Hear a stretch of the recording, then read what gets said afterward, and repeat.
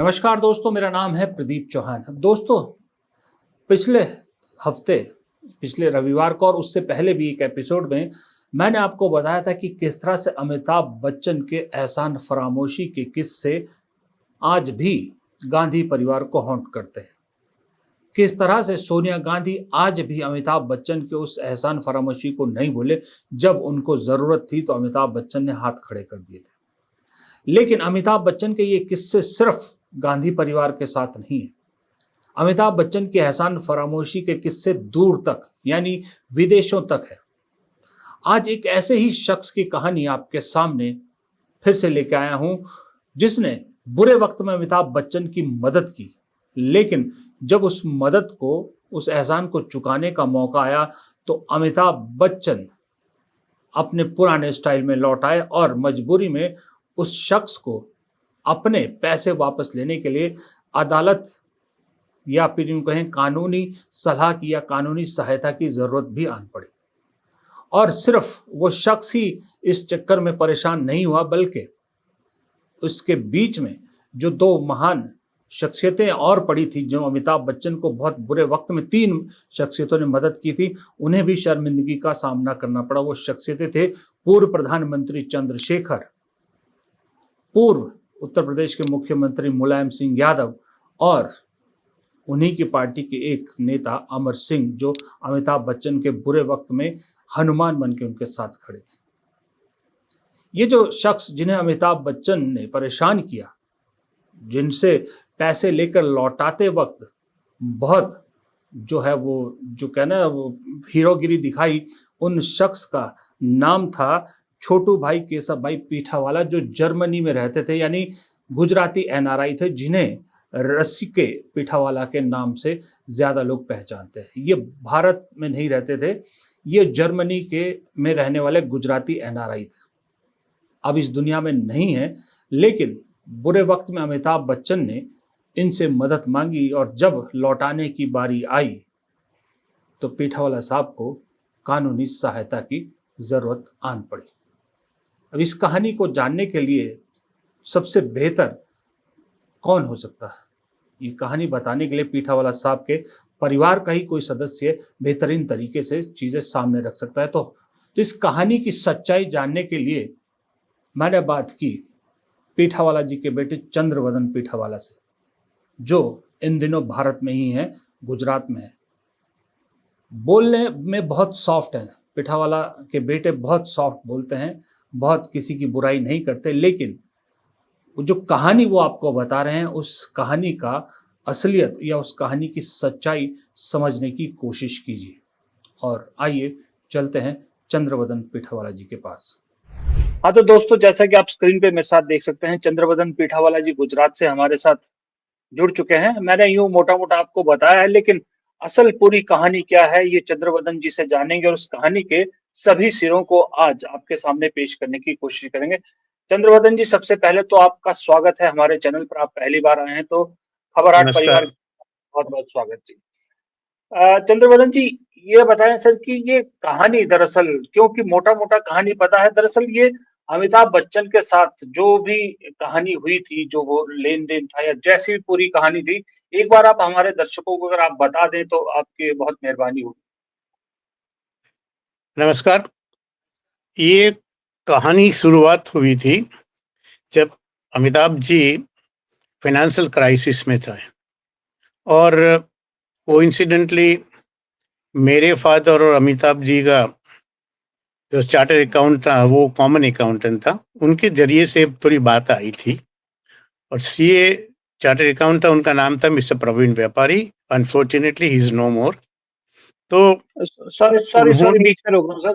Sorry sorry, बीच में रोक रहा हूँ। आपने कहा जब उनका फाइनेंशियल क्रंच चला, थोड़ा सा आइडिया देंगे कौन से सन के आसपास की बात है ये? तो थोड़ा सा कनेक्ट होगी कि पब्लिक का जो है, हमारे व्यूअर ज्यादा कनेक्ट कर पाएंगे। I think it's been I think I really exactly don't know, but it's been more than 20 years back when Yeah, Amitabh I was mean it's late 90s, late 90s. You can say late 90s. exactly late 90s. And Yes. during that period, uh, the common CA, Mr. Praveen Vepari, was with my father in Germany, and the entire deal was done between my father, Chotu Bhai Pitawala. He's also, unfortunately, he's no more, and through Hindi में sir, Amitabh Bachchan. Sir थोड़ा हिंदी में Okay. Sir. ये पूरी deal जब हमारा common chartered accountant mister Praveen Vyapari Germany में आए थे, क्योंकि मेरे पिताजी की ऑफिस जर्मनी में थी, तो वहां पे बात निकली और एग्जैक्टली उनका वर्डिंग्स क्या मालूम, मगर अमिताभ जी को मदद करने के लिए ही प्रवीण व्यापारी थोड़ा ने मध्यस्थी किया था। वो टाइम पे तो इमीडिएटली फादर ने उनको आई थिंक $100,000 कुछ इमीडिएटली दे दिया था। और उसके बाद में उनकी बातें आगे चली। फिर फाइनेंस दे एंटर्ड इनटू, वो कहीं न कहीं ऐसे एग्रीमेंट पर आए हुए उनको फाइनेंशियल सपोर्ट करने के लिए, knowing that Amitabh Bachchan was a superstar and he, of course, everybody, हर आदमी ऐसे फाइनेंशियल कर्ज में आता है, वो अमिताभ भाई वो कुछ बड़ी बात नहीं है। मगर ऐसी हालात पे जब आए तो मेरा फादर गांधी विचारधारा पे चलने वाले थे। जर्मनी में वो करीबन 50 साल से नॉन रेसिडेंट्स रहे थे और उनके ऑफिस जर्मनी, तो वहीं से उन्होंने सब कारोबार किया, तो वहीं से उन्होंने उनको फाइनेंस किया था। फिर बात आगे चली, एग्रीमेंट बढ़ा, अमाउंट भी बढ़ता गया और वो करीबन काफ़ी बढ़ गया था।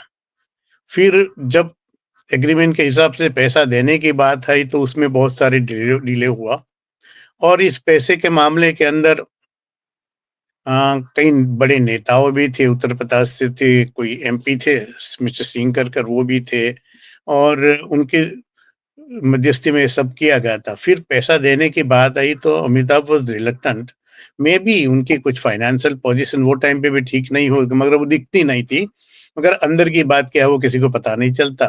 तो वो प्रोलॉन्ग हो रहा था। जब 3 साल का पीरियड निकल जाता था तो मेरा फादर ही वाज कंस्ट्रेंट कि उनको मजबूरी से भी उनके सामने मुकदमा दाखिल करना पड़ा और उसमें थोड़ा मामला ये भी आता था कि पूरा ट्रांजैक्शन आउट ऑफ कंट्री हुआ था। मेरे फादर तो नॉन रेसिडेंट्स थे, वो उन्होंने वहाँ पे पैसा कमाया और उन्होंने आउट टू आउट दूसरी कंट्री में, उनको अमेरिका में और कहाँ पे पैसा चाहिए वो उन्होंने दे दिया था। मगर बात अमिताभ बच्चन जी की आती थी कि वो टाइम पे वो नॉन रेसिडेंट्स थे कि नहीं। जब पैसा देने की बात आई तो वो नॉन रेसिडेंट्स थे कि नहीं और पैसा कैसे दे, वो मामले में कुछ शायद उलझन में पड़े थे, वो बातें चलती थी। एक बार मैं भी इस मीटिंग में अमिताभ जी के घर में, मेरे पिताजी और हम चार्टर्ड अकाउंटेंट और सबके साथ में हम लोग गए थे। बातें तो अच्छी हो रही थी, फिर भी जब टाइम एक्सपायर हो रहा था तो मुकदमे में बात आई, तब अमिताभ जी को थोड़ा प्रॉब्लम देखा है, नजर में आया कि अभी प्रॉब्लम आ जाएगा लीगल पॉइंट ऑफ व्यू। तब उन्होंने फादर से बैठकर पैसा रिटर्न करने का शेड्यूल बनाया और दिया भी पैसा।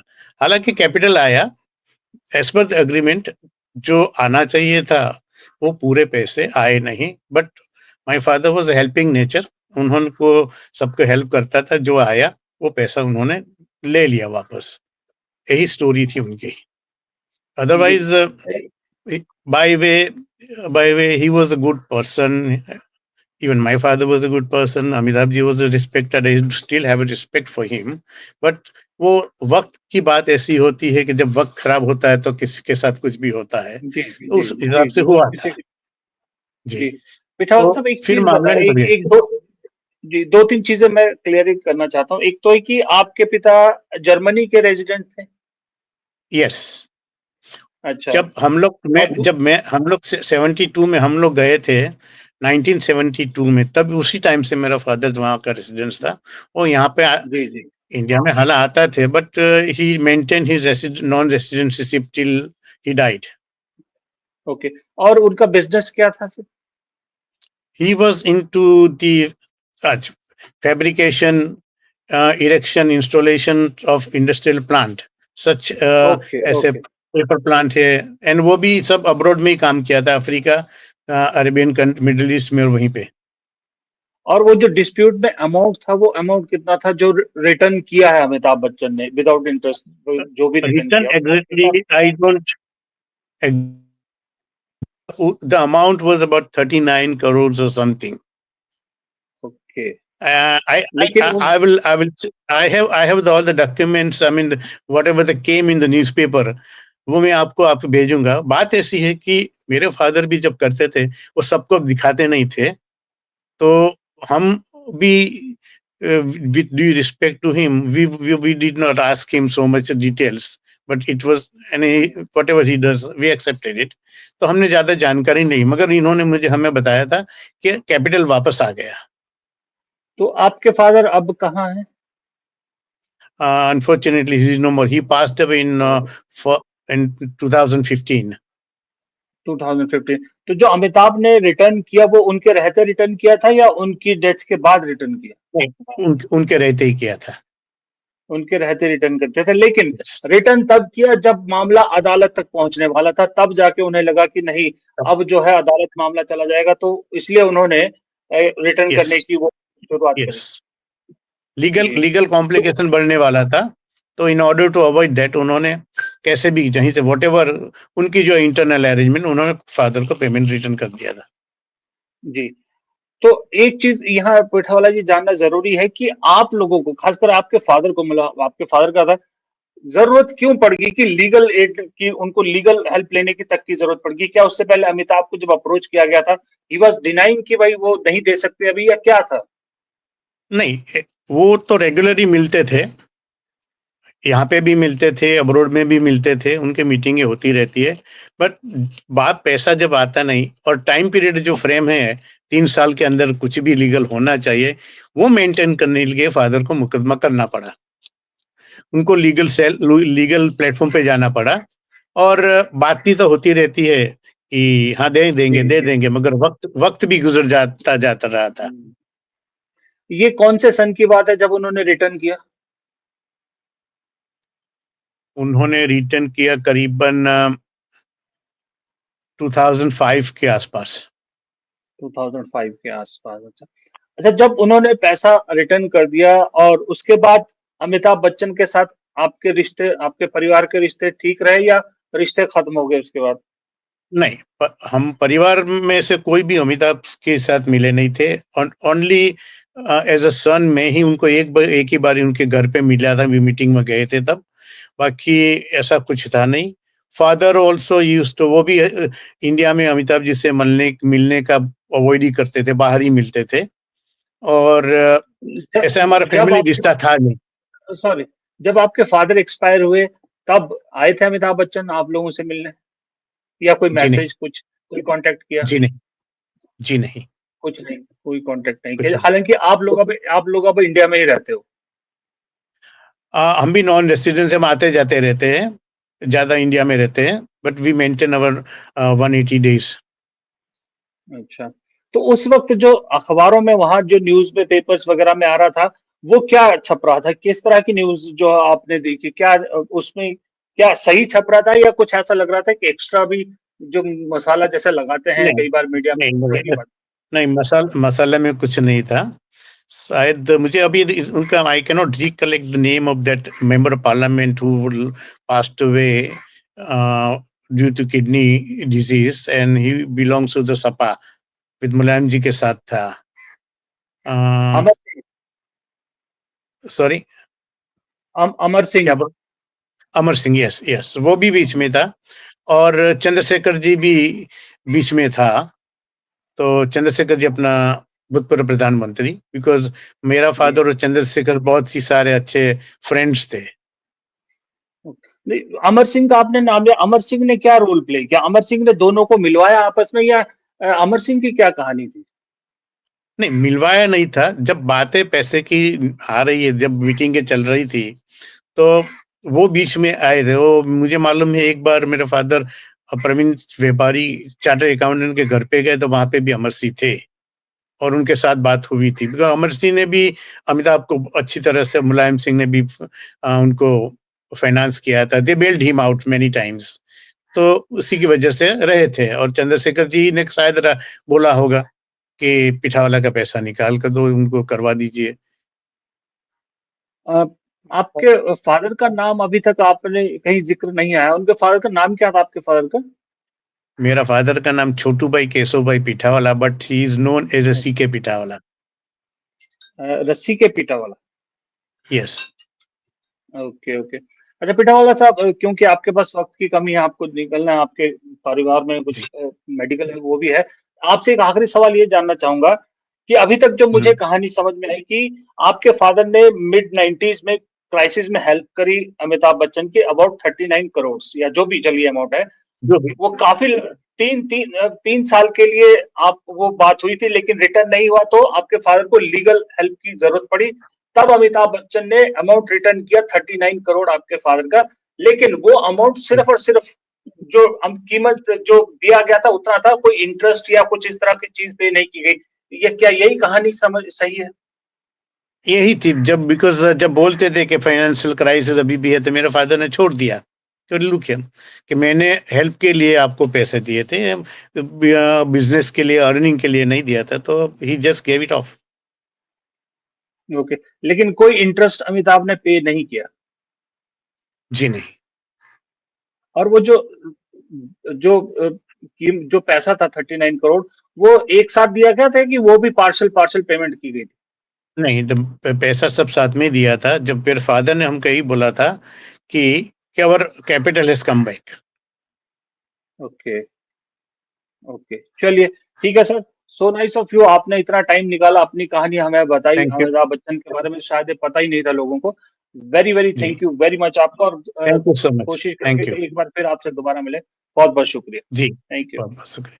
Thank you. तो दोस्तों, ये थी अमिताभ की एक और कहानी, महानायक का एक और नालायक कारनामा।